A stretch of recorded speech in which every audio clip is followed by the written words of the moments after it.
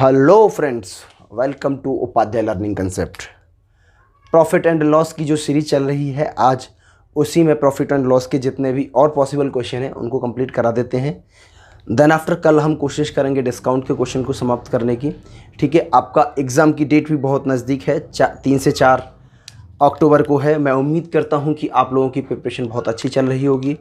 अगर आपने मेरी पिछली वीडियो नहीं देखी है तो एक बार उन्हें जाकर देख लो। यकीन से कहता हूँ कि आपके 18 आउट ऑफ 18 क्वेश्चन सही हो जाएंगे। ठीक है, और बाकी ये सारी चीज़ें आपकी प्रैक्टिस के ऊपर हैं। मैं नहीं चाहता कि अब बार बार आप एसएसबी दें, एक बार दें, सिलेक्शन लें और अपना फिर किसी और काम में अपना ध्यान लगाएं। ठीक है, चलिए शुरू कर देते हैं बिना देरी किए हुए। देखो आज का पहला क्वेश्चन कह रहा है कि a shopkeeper sold one article at 20% profit while another article at 20% loss. Find the profit and loss during whole transaction. पहले क्वेश्चन में आपको दे रखा है if selling price of both article are same. देखो, जब भी आपको ऐसा दिखे कि फर्स्ट आर्टिकल को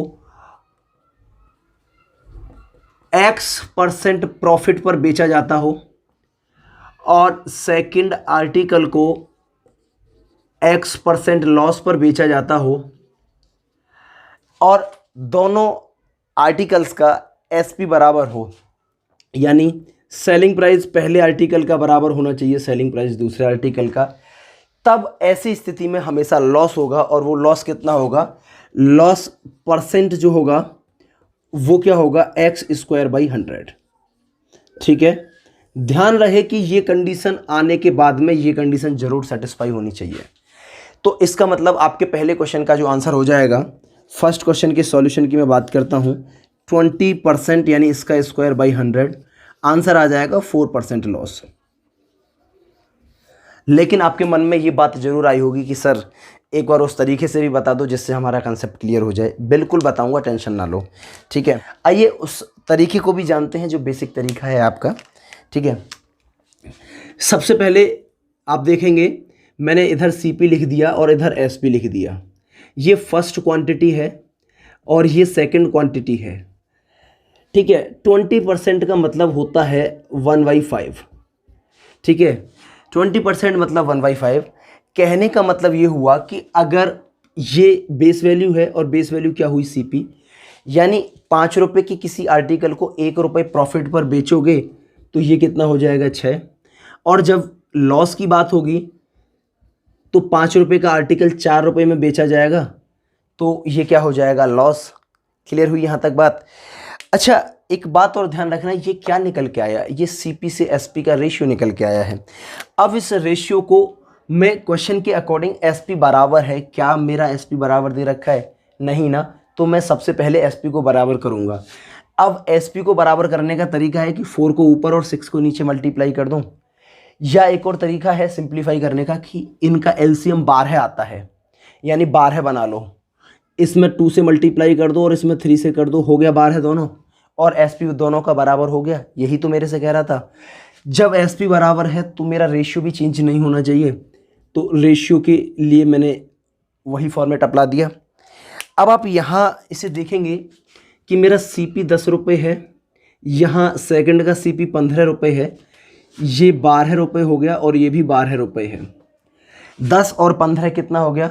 आपने पहली वस्तु के लिए 10 रुपये निवेश किए, दूसरी के लिए 15, टोटल मिलाकर के आपने 25 रुपये लगाए। और इन 25 रुपये लगाने के बाद आपको क्या मिला? पहली से भी 12 रुपये और दूसरी से भी 12 रुपये, यानी टोटल मिलाकर के आपको 24 रुपये मिले। तो अब आप बताएंगे कि आपको लॉस कितने रुपये का हुआ है? 1 रुपये का, क्योंकि यहाँ सीपी ज़्यादा है एसपी से, तो 1 रुपये का लॉस हो गया आउट ऑफ 25 इंटू 100%। और इसके बाद में अब आप देखेंगे तो 4% का लॉस आ गया। ये तरीका आपको आना बहुत ज़रूरी है। ठीक है, क्योंकि बहुत सारे क्वेश्चन जो है वो इससे सॉल्व नहीं होंगे, इसी से सॉल्व होंगे। आप नोट कर लें इसे। ठीक है, नोट हो गया होगा, क्वेश्चन हटा देता हूँ।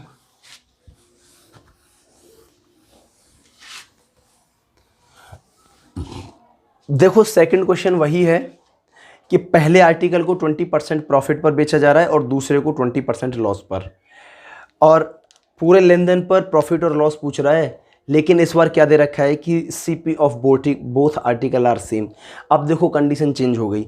जनरली हमने जो अभी पहले क्वेश्चन पढ़ा है ऐसे ही क्वेश्चन को हम बार बार पढ़ते हैं, लेकिन अगर ऐसा क्वेश्चन आ जाता है तो हम अगर 4% लगाते तो हम गलत होंगे। इसके लिए सही क्या होगा उसे देख लो एक बार। देखो, अरे भाई सीधी सीधी सी बात है, अगर फर्स्ट आर्टिकल को X% प्रॉफिट पर बेचा जा रहा है, सेकंड आर्टिकल को X% लॉस पर बेचा जाता है, और CP पहले का बराबर है CP दूसरे के। CP मतलब होता है कॉस्ट प्राइस, हिंदी में बोलते हैं क्रय मूल्य, यानी जिस पर किसी वस्तु को खरीदा जाता है। तो ऐसी स्थिति में नो प्रॉफिट नो लॉस होगा, नो प्रॉफिट नो लॉस। ठीक है, बात यहाँ तक क्लियर हुई। अब आप समझेंगे इसको कि कैसे नो प्रॉफिट नो लॉस हुआ। आप सभी जानते हैं कि 20% का मतलब होता है 1/5। अभी मैंने लिखा था CP और SP, क्लियर हुई ये बात। ये क्या हो गया CP और ये क्या है मेरा प्रॉफिट और लॉस, क्लियर हुआ। अगर 5 रुपये की किसी वस्तु को 1 रुपये प्रॉफिट पर बेचोगे तो 6 रुपये में बेच दोगे। 5 रुपये की किसी आर्टिकल को 1 रुपये लॉस में बेचोगे तो कितने में बेच दोगे, 4 रुपये में। ठीक है, according two questions cost price of both article should be same. तो यहाँ ऑलरेडी कॉस्ट प्राइस दोनों आर्टिकल का सेम दे रखा है।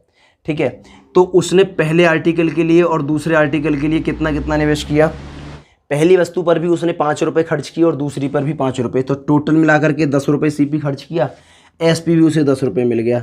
तो क्या कहोगे आप, नो प्रॉफिट नो लॉस। ठीक है, तो ये बात आपकी समझ में आ गई होगी, इस बात का विशेष ध्यान देना है। क्लियर हुआ ये पॉइंट। चलिए आगे बढ़ते हैं, नोट कर लो इसे एक बार, आई थिंक नोट कर लिया होगा। तीसरे क्वेश्चन की तरफ बढ़ते हैं। देखो, इस कंसेप्ट को समझना बहुत ज़्यादा ज़रूरी है। अगर आप कंसेप्ट नहीं समझते हो तो दिक्कत बढ़ जाती है, क्योंकि इसी तरीके से क्वेश्चन घुमाता है और बच्चे 4% लॉस लगा के चले आते हैं, जबकि वो गलत हो जाएगा। अब देखो, थर्ड क्वेश्चन वही कह रहा है आपसे कि फर्स्ट आर्टिकल को 10% प्रॉफिट पर बेच रहा है, सेकंड को 10% लॉस पर। तो आपको पता है कि और SP of both article same दे रखा है।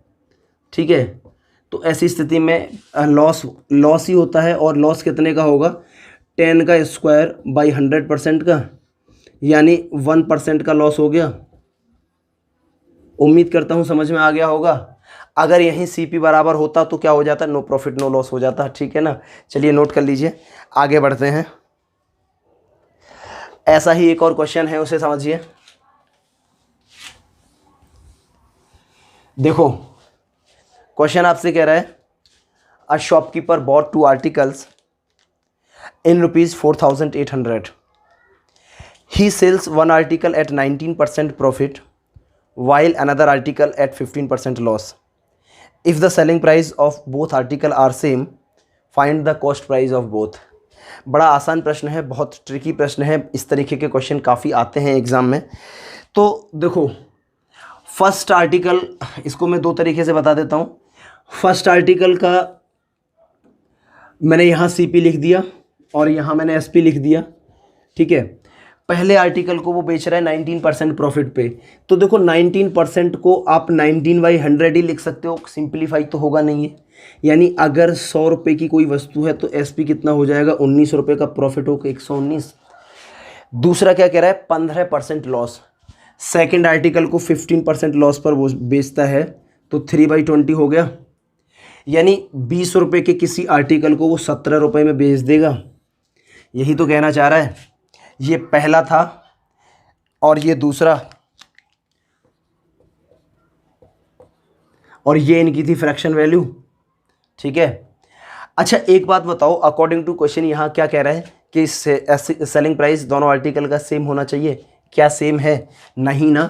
तो आप सेम करने के लिए 17 7 119, अगर आप ये बेवकूफ़ी करते हो कि 17 का ऊपर और 119 का नीचे, तो आंसर तो सही आएगा। लेकिन आपने क्वेश्चन को ये मान लीजिए तहस नहस कर दिया, फिर आप इसे समेटोगे और इतने देर में सिलेक्शन से दूरी बढ़ जाती है। समझ रहे हैं ना आप? टाइम का बहुत बड़ा रोल है इसमें। तो आप देखोगे कि यहाँ भी 119 है और यहाँ भी 119 है। ठीक है, और जब 7 से मैंने यहाँ गुणा किया था तो 7 से मैं यहाँ भी करूँगा, तो पहले का सीपी 100 रुपये ही रहा और दूसरे का 140। अगर दोनों आर्टिकल के सीपी की बात करता हूं तो यहाँ कितना बैठता है, 240, जबकि यही बात क्वेश्चन में क्या कह रहा है, 4800 रुपये। तो एक यूनिट कितने के बराबर आ गई, 20 के, डिवाइड कर दिया। तो फर्स्ट आर्टिकल का सीपी की मैं बात करता हूं तो ये कितना आ जाएगा, मैंने माना था 100 रुपये और 20 से गुणा कर दिया तो 2000 हो गया। सेकंड आर्टिकल के सीपी की मैं बात करूंगा तो ये था 140 रुपये और इसमें 20 गुना ज़्यादा हो गया तो कितना हो गया, 2800 रुपये। और इन दोनों को आप ऐड करोगे तो क्या मिलेगा आपको, 4800 रुपीज़।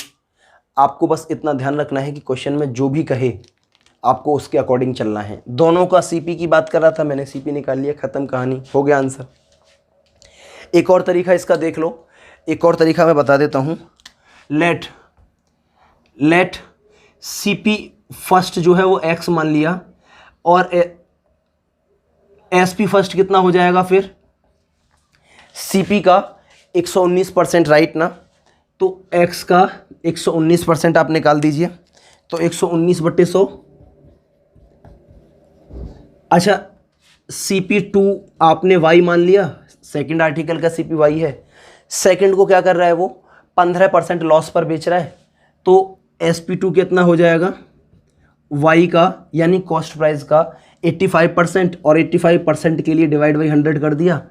क्वेश्चन के according SP of both article should be same, तो यानी आपने क्या कर दिया, SP1 बराबर SP2, तो x का 119% बराबर y का 85%। ठीक है, क्लियर हुई यहाँ तक बात। सिंप्लीफाई कर लो, 100 से 100 कैंसिल, 17 से 5 बार और 17 से 7 बार। जब x अपॉन y करोगे तो ये 5 y इसके नीचे आ गया, x इसके नीचे चला जाएगा, तो 5/7 हो जाएगा। क्लियर हुई यहाँ तक। और x और y क्या था, x और y मेरा फर्स्ट आर्टिकल और सेकंड आर्टिकल का सीपी था, यानी पहले x का वैल्यू 5 है और y की 7 है, तो टोटल मिलाकर के इन दोनों की सीपी कितनी हो गई, 12 रुपये। जबकि क्वेश्चन में कितना दे रखा है, 4800 रुपये। भाई एक यूनिट की वैल्यू कितनी आ गई, 400। तो भाई x क्या था मेरा, फर्स्ट सीपी ऑफ फर्स्ट ना, सीपी फर्स्ट जो x था उसकी वैल्यू आप क्या कर दोगे, 5 का 400 गुना 2000, और CP2 ये था y और ये कितना है, 7 इंटू 400, कितना आ गया, 2800। तो पहले आर्टिकल का 2000 और दूसरे का 2800। अब देखो, इतना आप सोचोगे कि लिखना पड़ेगा, नहीं भैया, ये तो मुझे आपको समझाने के लिए लिखना पड़ा है। आप खुद सोच लो कि बस केवल ये लाइन लिखनी थी, ये इतना क्या लिखना था, एक और सोचना, ये लाइन लिखनी थी, इसके बाद में सिंप्लीफाई करके ये मिल जाता और सीधे सीधे आप आंसर निकाल देते, ख़त्म कहानी। आपको बस तरीके पता होने चाहिए, सही तरीके। ठीक है, नोट कर लो इसे एक बार, हटा देता हूं भाई इसे। ठीक है,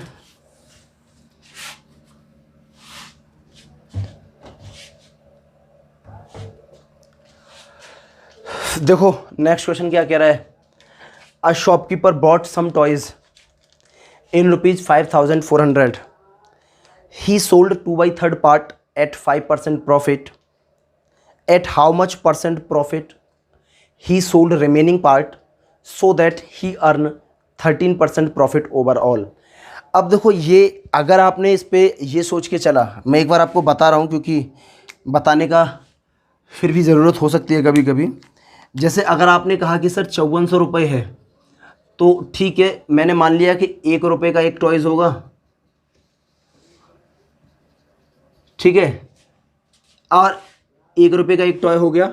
अब 5400 रुपये हैं तो 5400 रुपये के 5400 टॉय हो गए, ठीक है, 4500 टॉयज़ ये हो गए। अच्छा, अब आप एक बात सोचो, तो टॉयज़ को और पैसे को बात बराबर ही है। मैंने क्या किया कि 2/3 पार्ट आर्टिकल को बेचने की बात कर रहा है, तो 5400 को, पहले 5400 को देखो ओवरऑल पर कितना परसेंट प्रॉफिट कमा रहा है वो, ओवरऑल पर जो प्रॉफिट कमा रहा है वो है 13%, यानी 5400 का 113% रिटर्न मिलेगा उसे।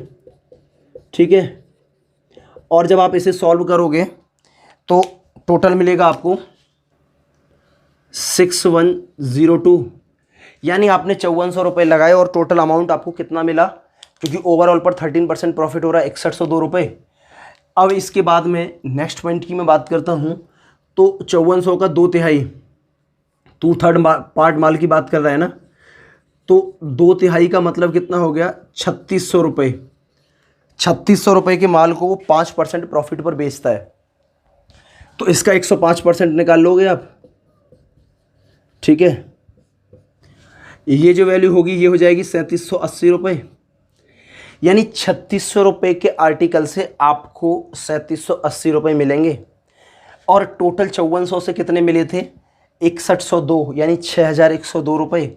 तो अब आपको सिंपल सी बात ये है कि कितना बचा, 1800 रुपये का सामान बचा, इसमें से इसे घटाया, और यहाँ आपको कितना बचेगा, 2 तो ये आ गया, और 10 में से 8 गया तो 2, ठीक है, और 10 में से 7 गया तो 3, और 5 में से 3 गया तो 2, 2322 रुपये, यानी 1800 रुपये के सामान को, अब क्वेश्चन क्या बन रहा है कि 1800 रुपये के सामान को अगर वो 2322 रुपये में बेचे तो उसे कितने परसेंट का प्रॉफिट हुआ। यही तो बोलना चाह रहा है कि वो रिमेनिंग पार्ट को कितने परसेंट प्रॉफिट अथवा लॉस पर बेचे। तो भाई एक बात ध्यान से समझना, उसे 522 रुपये का लॉस हुआ है, कितने पर, प्रॉफिट हुआ है 1800 रुपये पर, क्योंकि इसमें से इसे घटाओगे तो प्रॉफिट मिल जाएगा into 100%। On solving it you get 29%। ठीक है, अब देखो करने के लिए तो ये वाकई 2-3 लाइन में ही सॉल्व हो गया, कुछ ज़्यादा किया नहीं है, बट हमें लाइन नहीं गिननी, हमें ये होना चाहिए कि हमारी कैलकुलेशन कितनी लेंथी रही किसी क्वेश्चन में। तो इसमें आप एक बात बताओ, 54 का 113 में मल्टीप्लाई अपने आप में थोड़ा सा डिफ़िकल्ट टास्क था। फिर 3600 का 105% भी निकाला, बहुत ज़्यादा डिफ़िकल्ट नहीं था, लेकिन निकालने में नो डाउट समय लगेगा। तो आपको ये सारी चीज़ें नहीं करनी। अच्छा वो तो 5400 था, अगर वो कुछ ऐसा दे देता कि 5250 दे देता, 5120 दे देता, जो कि डिवाइड ही नहीं हो रहा होता, तब क्या करते और मुसीबत में फंस जाते। तो क्या क्वेश्चन थोड़ी नहीं छोड़ा जाता है। तब ऐसी स्थिति में क्या करेंगे उसको ध्यान से समझिएगा। ये हटा देता हूँ मैं, तब तरीका बताता हूँ दूसरा, जो आपको एक्चुअल में जेन्युइन है और पेपर में आपको उसी तरीके से सॉल्व करना है। ठीक है, अब आपको ये भी लिखने की ज़रूरत नहीं है। आप क्वेश्चन को 5400 आर्टिकल के रूप में मत देखो। देखो वो कह रहा है कि 2/3 पार्ट आर्टिकल को वो सोल्ड कर रहा है। मैंने नीचे बताया था बेस वैल्यू, अब यहाँ बेस वैल्यू क्या हो जाएगी, टोटल वैल्यू।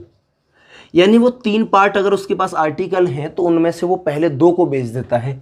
ये क्या है, ऑपरेशन वैल्यू। अब यहाँ ऑपरेशन वैल्यू का मतलब क्या है कि कितने रुपए में कोई पार्ट बेचा जा रहा है। तो इसका मतलब यहाँ आप आसानी से समझ पाएंगे, देखो कि 2 पार्ट को उसने पहले बेचा और वो पूछना चाह रहा है कि बचे हुए 1 पार्ट को कितने % प्रॉफिट अथवा लॉस पर बेचे। अब टोटल पार्ट कितने हो गए, 3। ठीक है, इसमें आपको क्या करना है, इसमें आपको देखो ये 5% प्रॉफिट पर बेच रहा था तो इसको मैंने कर दिया, ये हो गया 10% प्रॉफिट। टोटल को 13% प्रॉफिट पर बेच रहा था तो ये कितना हो गया, 39% प्रॉफिट। ठीक है, यहाँ 10 है, यहाँ 39 है, बचा क्या ऐड करूँ या सब्ट्रैक्ट करूँ जो 39 आ जाए 10 में। तो आपको पता पड़ा होगा कि 29 ऐड कर दो, जो अभी मेरी थोड़ी देर पहले आंसर आया था। बट ध्यान रहे कि ये आंसर 29 नहीं है, आंसर क्या है, यहाँ x% की वैल्यू आपको निकालनी है। तो x% बराबर कितना है, 29 डिवाइड बाई 1 इक्वल टू 29%। अब आया है, ये 1 से डिवाइड स्टार्टिंग में ज़रूर करें आप, क्योंकि अगर यहाँ 2 पार्ट या 3 पार्ट होते तब क्या करते, समझ रहे हो ना आप। तो डिवाइड करके ही आपको आंसर निकालना, ये आ गया। यानी इस क्वेश्चन को आप मेंटली सॉल्व करके, मेंटली सोच के भी सॉल्व कर सकते थे। ठीक है, चलो आप इसे नोट कर लो, इसके बाद आगे बढ़ते हैं।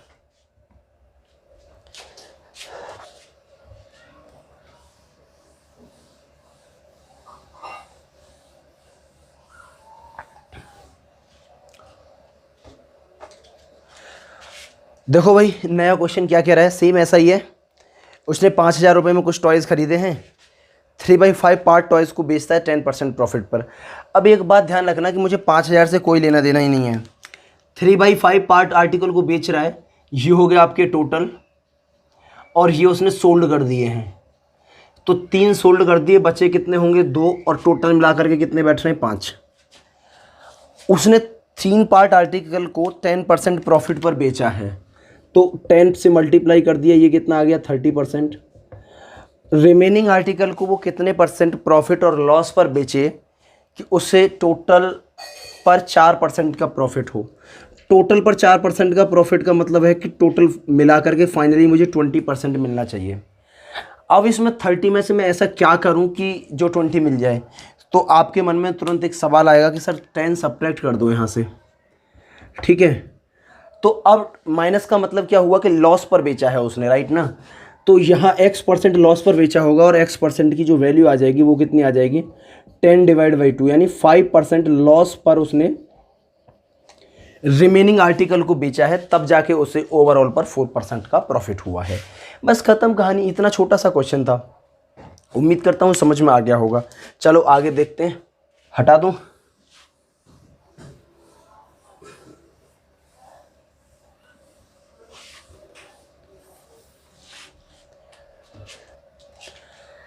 देखो नेक्स्ट क्वेश्चन क्या कह रहा है, a shopkeeper sells and pen at 5% loss, if he sells at 20 rupees more than earn 5% profit. अब देखो सिंपल सी बात है, उसका सीपी तो सेम ही रहा होगा, जो कितना था, मैंने मान लिया 100 रुपये।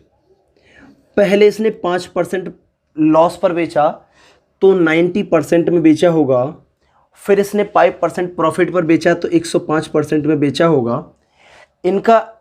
अब वो क्या कह रहा है 20 रुपीज़ मोर, यानी यहाँ से यहाँ तक कुछ मोर हुआ है, कुछ डिफरेंस हो रहा है, राइट ना, यही तो कहना चाह रहा है क्वेश्चन। तो आप देखोगे कि यहाँ 10 रुपये का अंतर आ रहा है, और परसेंट का अंतर आ रहा है इवन, क्योंकि ये 100% मैंने सीपी माना था, यही 10% ज़्यादा में बेचने का मतलब क्या हो गया, यही वैल्यू 20 के बराबर है। 100% निकालने के लिए एक जीरो और चिपका दो, तो कितना हो जाएगा 200 रुपये। उस आर्टिकल का जो कॉस्ट प्राइस हो जाएगा वो कितना हो जाएगा 200 रुपये। ये बात ध्यान रखें कि मोस्टली हम percentage, profit loss, CI, SI और डिस्काउंट के क्वेश्चन में ज़्यादातर जितना भी हमें कुछ करना होता है परसेंटेज पर करना होता है। फिक्स वैल्यू को आप जब तक साथ ना लेके आएँ, जब तक आपका काम चल सके। इस क्वेश्चन में मुझे ये 10% की वैल्यू निकालने तक इस 20 रुपये का यानी फिक्स वैल्यू की कोई ज़रूरत नहीं पड़ रही थी, लेकिन जैसे ही मैंने 10% निकाला इसका डिफरेंस, मुझे पता चला कि 20 रुपये भी वहाँ डिफरेंस आ रहा है। तो 10% की वैल्यू 20 के बराबर है, 100% की वैल्यू 200 के बराबर है। आप उम्मीद करता हूँ ये बात समझ पाए होंगे, नोट कर लो इसे।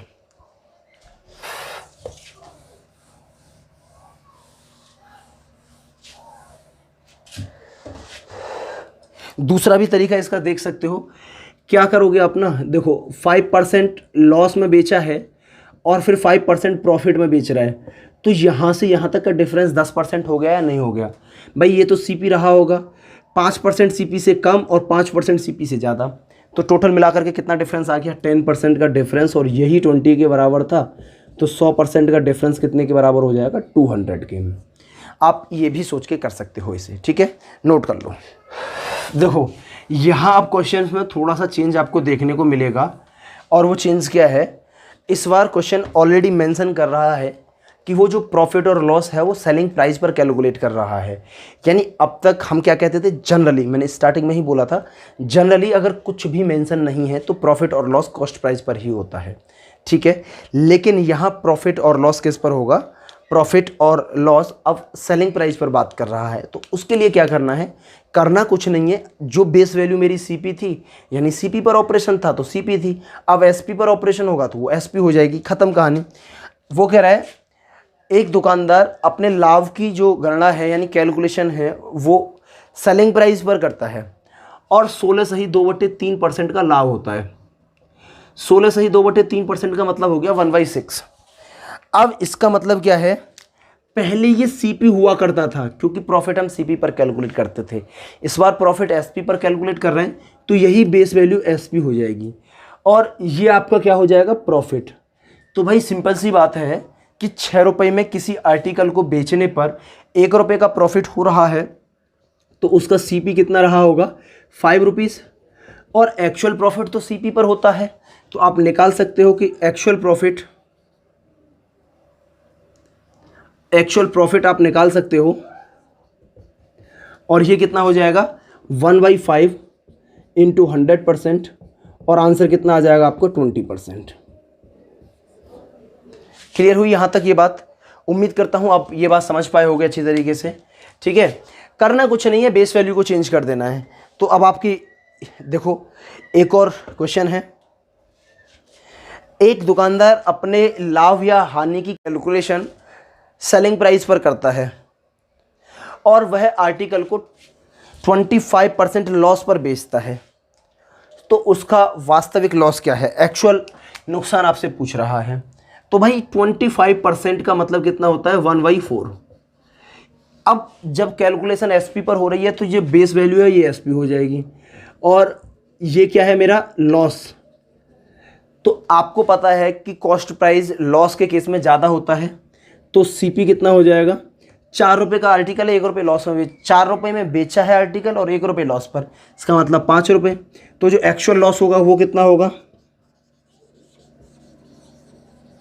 एक्चुअल लॉस जो होगा वो 1 रुपीज़ का होगा, कितने पर, 5 पर इंटू 100%, और आपका जो आंसर आ जाएगा वो कितना आ जाएगा, 20%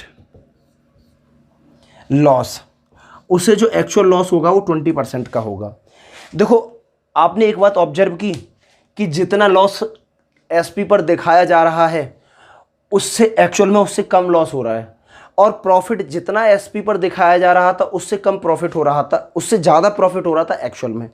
तो जो कंपनियां हैं ना वो प्रॉफिट और लॉस की कैलकुलेशन अपनी सेलिंग प्राइस पर रखती हैं ताकि कि उन्हें टैक्स कम देना पड़े। यहाँ लॉस ज़्यादा दिख रहा है, लॉस हुआ है तो ज़्यादा दिख रहा है, और वहाँ प्रॉफिट हुआ है तो कम दिख रहा है, इसका मतलब उन्हें टैक्स कम पे करना पड़ेगा। बात यहाँ तक क्लियर हुई? लेकिन एक्चुअल में किस पर कैलकुलेट करते हैं, जो हमारी जेब से गया है, यानी कॉस्ट प्राइस। चलिए इसके बाद में नेक्स्ट क्वेश्चन की तरफ बढ़ते हैं। शानदार प्रश्न है, देखो क्या कह रहा है। एक दुकानदार 20% लाभ पर अपना सामान बेचता है, यानी अगर उस दुकानदार उसकी कॉस्ट 100 रुपये थी तो वो 120 रुपये में बेचेगा। ये तो सीपी हो गया और ये एसपी। अब उसके बाद में वो क्या कह रहा है कि काश कहीं ऐसा होता कि वो इसे 10% कम में खरीदता, दुकानदार 10% कम में खरीदता, यानी वो 90 रुपये में खरीदता, और इस 90 रुपये में खरीद कर 18 रुपये कम में बेचता, तो उसे 30% का लाभ होता। तो ये उसका न्यू सीपी हो गया। इस न्यू सीपी पर कितने रुपए का प्रॉफिट हो रहा है, न्यू सीपी पर 30% का प्रॉफिट हो रहा है। परसेंट की बात करो, मैंने ये बताया है आपको, जब तक आप बचें, जब तक आप बच सकते हैं एक्चुअल वैल्यू से। तो आपने यहाँ प्रॉफिट निकाला तो 117 रुपये आ रहा है, ठीक है, और वो क्या कह रहा है कि 18 रुपये कम में बेच देता है। ये पहला सीपी है और ये पहला एसपी है और ये न्यू एसपी। देखना कितने रुपए कम में बेच रहा है। आप कहोगे कि सर 3 रुपये कम में बेच रहा है, और जबकि यही 18 के बराबर दे रखा है, तो 1 यूनिट की वैल्यू कितने आ गई, 6 रुपये। आपने सीपी कितना माना था, एक्चुअल सीपी 100 रुपये इंटू 6 कितना आ गया, 600 रुपये। उम्मीद करता हूँ ये बात आपकी समझ में आ गई होगी। एक बार फिर से समझ लो, सीपी 100 रुपये का कोई आर्टिकल है, उसे 20% प्रॉफिट पर बेच रहा है, तो एसपी हो गया 120। अब वो कह रहा है कि काश इसे वो 10% कम में खरीदता तो वो इसे 90 रुपये में खरीद लेता। दुकानदार सोच रहा है कि 90 रुपये में खरीद लेता, तो कॉस्ट प्राइस कितना हो गया, 90 रुपये न्यू कॉस्ट प्राइस, और इस पर एक 30% का प्रॉफिट कमाता है वो। तब भी जो कस्टमर है उसके 18 रुपये बच जाते हैं, तो इस वाली वैल्यू पर 30% का प्रॉफिट कमाया। इसका मतलब सेलिंग प्राइस क्या हो जाएगा, इस वैल्यू का 130%, और ये कितना हो गया 90 गुणा 130 डिवाइड बाई 100, और एक्चुअल में आप देखोगे तो आंसर आ गया 117 रुपये, जो आपका न्यू एसपी है। तो पहले एसपी और न्यू एसपी में कितने रुपए का अंतर आ रहा है? 3 रुपए का। और यही 3 रुपए का अंतर कितने के बराबर बता रहा है? वो 18 के बराबर। 1 रुपए का अंतर 6 रुपए के बराबर आ गया, और 6 का मल्टीप्लाई कर दो जिस वैल्यू को पूछ रहा है।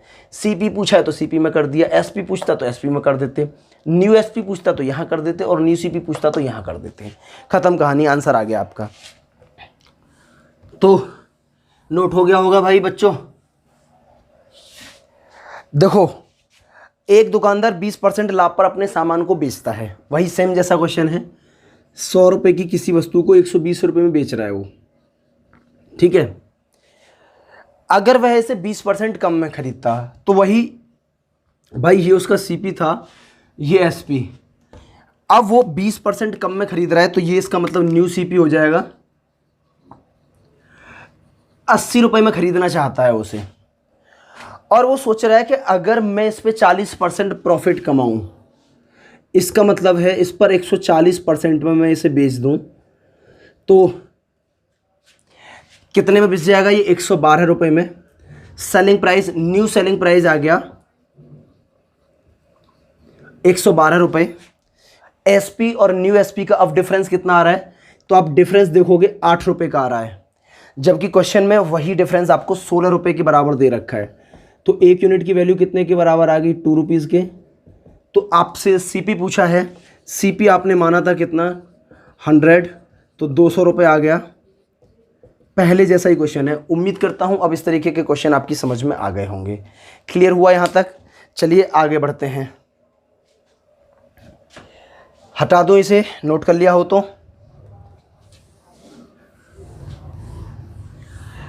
चलिए भाई, आज के लिए इतना ही, और मिलते हैं नेक्स्ट वीडियो में डिस्काउंट के साथ। उम्मीद करता हूँ ये सेशन आपको पसंद आया होगा। पसंद आया हुआ हो तो भाई एक बार लाइक कर देना, चैनल को सब्सक्राइब कर लेना अगर अब तक नहीं कर रखा है तो, ठीक है। और बेल आइकन को भी दबा लेना ताकि कि मेरे सारे नोटिफिकेशन मिलते रहें आपको। आज के लिए इतना ही। Thank you class.